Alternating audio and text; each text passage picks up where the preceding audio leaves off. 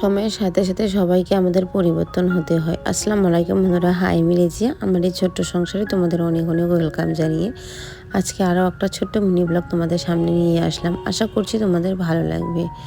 Please বন্ধুরা, ভালো লাগলে সম্পূর্ণ মিনি ব্লগটা তোমাদের দেখার অনুরোধ রইল, আর আমার পাশে থাকারও অনুরোধ রইল। আর যারা আমার চ্যানেলটি সাবস্ক্রাইব করেনি অবশ্যই তারা কিন্তু সাবস্ক্রাইব করে পাশে থেকে যেও, কারণ যখনই আমি বড় বড় ভিডিওগুলো আপলোড করব তখনই কিন্তু তোমরা সাথে সাথে দেখতে পারবে। সেজন্য বলছি সময় সুযোগ করে দেখতে পারবে। তো ছোট্ট একটু মিনি ব্লগ শেয়ার করলাম। সকালবেলা উঠে সংসারের বাসি কাজকর্ম সেরে নিয়েছি, এদিকে রান্না বসিয়ে দিয়েছি, তারপর এদিকে চা করে নিয়েছি পুচকুর জন্য আর আমার জন্য চা, পুচকুর জন্য দুধ মুড়ি।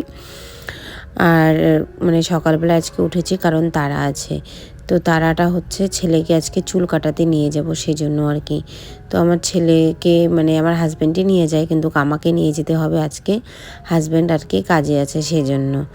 তো কারণ ও এত কান্না করে, একাই ওকে ধরে রাখা যায় না। দুজনে ভেবেছিলাম যাব, কিন্তু আর হয়ে ওঠে নাই।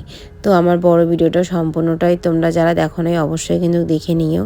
সেই ভিডিওর মধ্যে ফুল ভিডিও দেওয়া আছে, আর এটা একটা ছোট্ট মিনি ব্লগ তোমাদের সাথে শেয়ার করেছি আর কি।